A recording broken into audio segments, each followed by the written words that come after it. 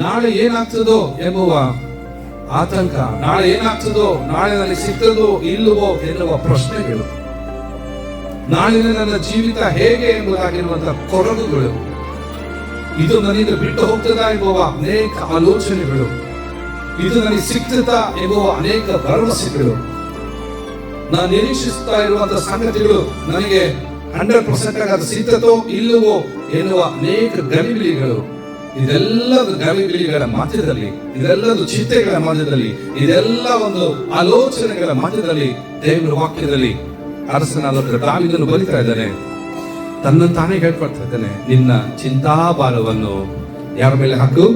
ಯೆಹೋವನ ಮೇಲೆ ಹಾಕು, ಆತನು ನಿನ್ನನ್ನು ಏನ್ ಮಾಡ್ತಾನೆ? ಉದ್ಧಾರ ಮಾಡುವ.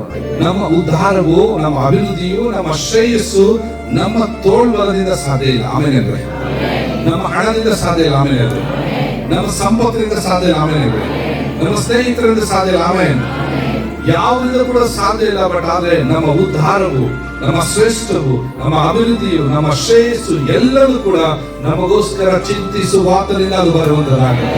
ಈ ವರ್ಷ ಪವಿತ್ರಾತ್ಮನಿಂದ ತುಂಬಿಸಲ್ಪಟ್ಟಂತ ಜೀವಿತವನ್ನು ತುಂಬಿಸಲಿಕ್ಕಿದೆ.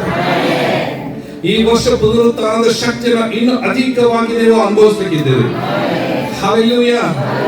ನೀವು ಯಾವುದನ್ನ ಕಳ್ಕೊಂಡಿದ್ದೀರೋ, ಯಾವುದನ್ನ ನಿರೀಕ್ಷಿಸ್ತಾ ಇದ್ದೀರೋ, ನಾನು ಹೇಳ್ತಿದ್ರೆ ದೇವರ ಸನ್ನಿಧಾನದಲ್ಲಿ 100% ಆಗಿ ಒಂದೇ ಹೊಂದುವವರಾಗಿದ್ದೇವೆ. ನಾವು ಎಷ್ಟು ಸಂತೋಷ ಪಡಬೇಕಂದ್ರೆ ನಮಗೋಸ್ಕರ ಚಿಂತಿಸೋರು ಯಾರು ಇಲ್ಲ ಎಂಬುದಾಗಿ ಅಂದುಕೊಳ್ಳುತ್ತಾ ಇರುವಾಗಲೇ ದೇವರು ಹೇಳ್ತಾನೆ, ನಿನ್ನ ಚಿಂತಾಭಾರವನ್ನ ನನ್ನ ಮೇಲೆ ಹಾಕು, ನಾನು ನಿನಗೋಸ್ಕರ ಚಿಂತಿಸ್ತೇನೆ. Price the lord. ದೇವರು ನಮಗೋಸ್ಕರ ಚಿಂತಿಸುವನಾಗಿದ್ದಾನೆ.